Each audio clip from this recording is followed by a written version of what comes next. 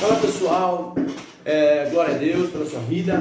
Vamos para Atos capítulo 8, parte 2. Então, Atos capítulo 8, parte 1 a gente já viu, agora a parte 2 de Atos 8, versículo 26 até o 40. É a evangelização do etíope, né?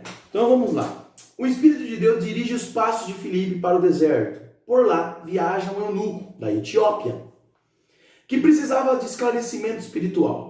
Simon Kistemaker diz que, se compreendermos a palavra eunuco, literalmente veremos o cristianismo removendo barreiras erigidas pelo judaísmo. Um estrangeiro poderia converter-se ao judaísmo, mas o etíope era eunuco, não podia participar plenamente da adoração no templo. Por quê? Existia uma lei que o eunuco, ele tinha os membros sexuais cortados, né? Que eunucos e pessoas que tinham um membro dilacerado, cortado, não podiam entrar no templo.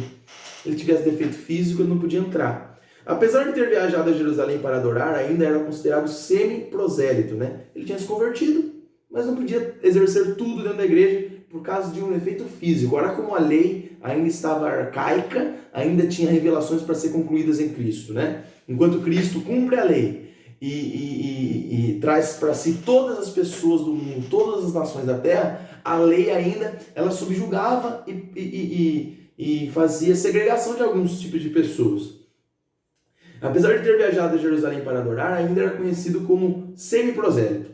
Mesmo assim, o Antigo Testamento predisse o dia em que os estrangeiros e eunucos não seriam mais excluídos da comunhão do povo de Deus. Isaías fez uma profecia, há 800 anos antes de Cristo, que até os eunucos, os defeituosos, iriam adorar o Senhor no templo, não teriam mais essa segregação. Observamos dessa forma que Filipe inicialmente leva para o seio da igreja os samaritanos, que esperavam entre os judeus e os gentios. Agora leva o etíope, que era um meio convertido ao judaísmo, para a Assembleia do Senhor. Veja que maravilhoso. 5 verdades sobre o assunto. Primeiro, é preciso saber que uma vida vale todo o investimento do mundo. Filipe pregou para multidões de samaritanos em Samaria. Mas esse mesmo Filipe que pregou para multidões foi o Filipe que foi enviado para pregar para uma pessoa. Você não pode escolher, se não tiver muita gente eu não vou. Eu já vi pastores fazer isso, e eu já fui tentado no meu ministério fazer isso, pregando para jovens, aquele lugar lá não vai ter ninguém. Meu Deus não chamou você para pregar para a multidão, ele chamou você para pregar para a multidão, para um grupo de pessoas, para uma célula, e para a multidão, para uma igreja que tem o pastor e o diácono só. Deus chamou você para pregar para quem ele quiser. Você não tem que escolher onde prega. Você deve selecionar onde Deus te envia. Isso com certeza. Que às vezes as pessoas convidam a gente para pregar, principalmente quando você começa a pregar em muitos lugares, às vezes vem muitos convites. E às vezes tem convites que Deus não quer que você vá para lá. E você tem que ter intimidade com Deus para saber. Mas esse mesmo Filipe que pregou para a multidão de Samaria foi o Filipe enviado para pregar para uma pessoa só. Você vai ver lá naquele filme A Lista de Schindler, né? O filme daquele alemão que salvou os judeus. Ele fala que uma vida vale mais que o mundo inteiro. E é verdade mesmo, né? O que esse alemão está falando é a realidade. Se ele tivesse vendido mais bem, ele teria salvado mais pessoas. O etíope, a Bíblia vai falar em Atos capítulo 8, versículo 26 ao 40, que o etíope era de uma linhagem da rainha de Candace. Candace era a rainha Mor, conhecida como aquela que gerenciava dinheiro. Então o eunuco, ele tinha esse título de guardar os tesouros. Ele era alguém como se fosse hoje o ministro da Fazenda no Brasil, né? Ou o secretário de Finanças. Ele tinha dinheiro, ele era alguém muito bem recomendado. E você vê que maravilhoso, né? Filipe, ele prega para pessoas simples, para pessoas do povo, e agora o evangelho começa a alcançar pessoas que figuravam entre autoridades das nações, né? Um etíope, um eunuco da rainha de Candace. Agora a segunda situação para a gente observar que é preciso ir lá fora onde os pecadores estão para levá-los a Jesus. Filipe obedeceu prontamente, aproxima-se do carro, tinha um carro passando, né? Provavelmente era uma comissão, porque você concorda comigo que o eunuco da rainha de Candace, que hoje se assemelha ao ministro da Fazenda, não ia da Etiópia até Jerusalém sozinho. Não ia, ele ia com uma comissão, com uma grande comissão. Embora a palavra foi dirigida ao etíope, o etíope estava acompanhado de pessoas, muito provavelmente, né? Então tinha uma comissão que o acompanhava. E aí Filipe chega até ele. Você vê que ele não esperou o etíope ir à igreja ou ir procurar a igreja de Cristo. Ele foi até o etíope, né? Então, isso nos mostra uma urgência em relação ao evangelho, que a gente deve ir atrás, a gente deve comunicar essa mensagem. Não esperar que as pessoas venham, mas ir atrás. Inclusive, o Hernandes Dias Lopes, que é o que fala esse livro, é da igreja presbiteriana, e a igreja presbiteriana é calvinista. É fundamentada no calvinismo, Confissão de Fé de Westminster. Mas você vê que coisa louca. Existe um falso calvinismo que diz que as pessoas não precisam pregar, porque Deus vai salvá-las. Gente, Deus elegeu as pessoas sim, mas é através da pregação que as pessoas vão ser salvas. Deus escolheu pessoas, mas é através da pregação que vai se concretizar. Não é porque, esse é um exemplo que o John Piper deu e eu costumo dar também, não é porque Deus escolheu martelar um prego ali que você não precisa dar uma martelada. Não quer dizer que Deus já estabeleceu que aquele prego vai estar ali, que não precisa ser martelado. Então, você precisa pregar o evangelho, ligue o testemunho do veículo, vá lá fora e testemunhe, corra. As missões são obra urgente. Você vê que Hudson Taylor, ele começou o ministério na China, evangelístico, missionário, em 1857. E ele ganhou um homem chamado Sr. Ni. E esse Sr. Ni, esse chinês, falou para ele: quanto tempo vocês conhecem o evangelho, vocês conhecem Jesus? E o Hudson respondeu para ele assim: há muito tempo. O chinês ficou muito triste e respondeu para ele de volta, dizendo assim: por que vocês não vieram antes? Isso é muito triste. Às vezes a gente está moscando, brincando de evangelho, brincando de reino, e pessoas lá fora perdidas sem Jesus. Em terceiro lugar, é preciso explicar as escrituras e levar as pessoas a Cristo. Tem muita gente que quer pregar e só trazer a pessoa para a igreja. Vem lá que vai ter uma campanha. Vem lá. E na verdade, Deus está querendo que você, antes de querer levar ela para a campanha, leve a pessoa para a igreja sim, mas leve ela a Jesus. Por isso que você precisa saber a palavra de Deus. Porque você precisa pregar para ela, ensinar a Bíblia para ela. Felipe foi ao lado daquela comissão e perguntou para ele, falou assim: viu, você entende o que você está lendo? Por isso é importantíssimo que você entenda, que você creia, que você estude, para que você explique para as pessoas. Eu lembro que no horário de almoço, lá na Câmara dos Vereadores, aqui de Piracicaba, eu trabalhei de estagiário lá, e na hora do almoço juntava todo mundo, dos gabinetes, dos departamentos, e a gente conversava sobre evangelho, sobre reino, e as pessoas faziam perguntas filosóficas, meio questionando, meio criticando um pouco o evangelho de alguma forma, e eu respondia aquilo, por quê? Porque eu entendi, eu fui estudar, eu fui me aprofundar. Não fique no raso. Vai estudar. Tem pessoas que querem saber a profundidade do evangelho, pessoas não querem saber a aguinha com açúcar, e o evangelho é tão profundo, a palavra de Deus é tão tão maravilhosa, tão cheia, né? Então é preciso explicar. Qual foi a estratégia de Felipe ali para pregar o evangelho para o etíope? Ele perguntou para o etíope: você entende o que você está lendo? E explicou. Tem tanta gente pegando o texto da Bíblia, explicando de maneira errada, entendendo de maneira errada, e você pode explicar o certo para a pessoa.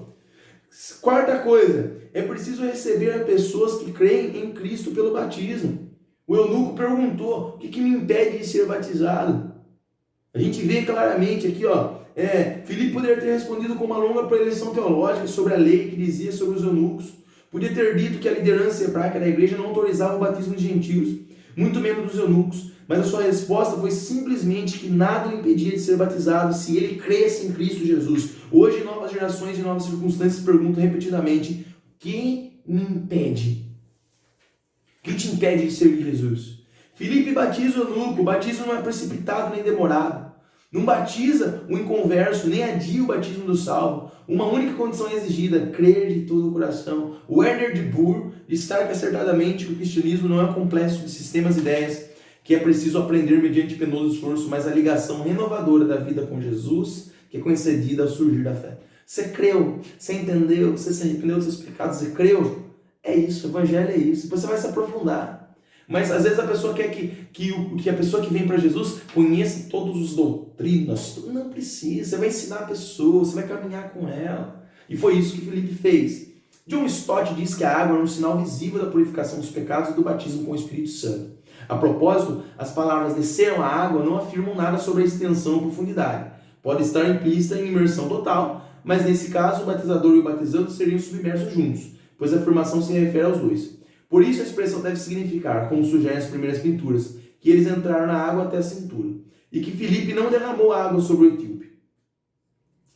Que Filipe então derramou água sobre o etíope. Isso aqui eu divirjo um pouco com o Hernandes. O Hernandes, ele é presbiteriano, e ele acredita que os presbiterianos acreditam que não precisa ser por imersão o batismo, né? Nós acreditamos que tem que imergir. Inclusive a palavra batismo é imergir. Ele fala que não, que só jogar a aguinha por cima, tá bom. Né? Isso vai mudar minha fé? Não. Quem batiza por imersão, infusão, enfim, não vai deixar de ser salvo, porque não é o batismo que salva. Quem salva é a fé em Jesus. O batismo é só a consequência da fé em Jesus, né? A confissão da fé. Veja que lindo isso. Nisso eu divirjo do Hernandes. Ele fala que não foi batizado por imersão, mas eu acredito que foi. O argumento que fortalece essa tese é que na Septuaginta a expressão desceram a água só aparece mais uma vez na Bíblia em Juízes. Nesse caso, os homens que desceram as águas não foram submersos. Comentando o texto, Justo Gonzalez acrescenta que no grego, as formas gramaticais empregadas aqui indicam que eles realmente entraram na água e foram em pé na água que o batismo aconteceu. Ele teve essa ideia, embasou, eu acredito diferente, acredito que o etíope foi submerso, mas isso é uma questão de detalhe, de linha teológica, não vai alterar na fé, o batismo é batismo.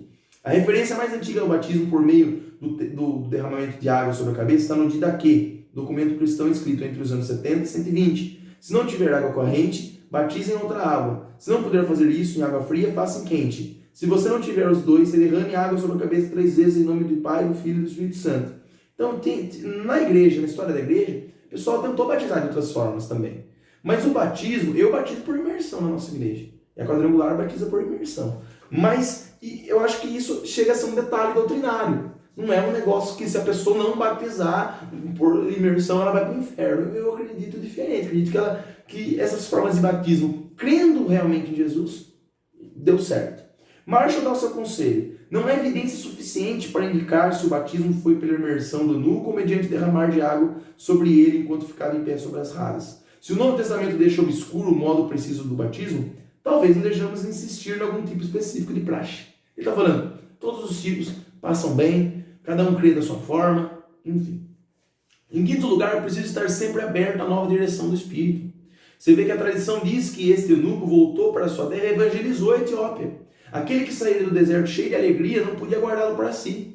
Quanto a Filipe, foi dirigido pelo Espírito para novos horizontes. Filipe podia pensar, agora serei o evangelista do deserto, da estrada. Ele não engessou o método, mas se abriu para a nova agenda do Espírito. O que Deus quer fazer, o que Deus quer que eu faça agora? Às vezes fazemos a mesma coisa na igreja há décadas. Quando o vento do Espírito nos conduz a outros campos, outras áreas, outras frentes, novos horizontes. 20 anos depois, encontramos Filipe vivendo em Cesareia e ainda servindo a Deus como evangelista. Você vê aqui, a gente não pode engessar os métodos. Não é porque Deus levou ele para a estrada que ele é evangelista da estrada. Ele estava disposto a ser usado por Deus no que fosse preciso, no que fosse necessário. Às vezes você fala assim, a minha pegada é essa. Deus pode mudar a sua pegada, porque a igreja não é sua, a igreja é de Deus.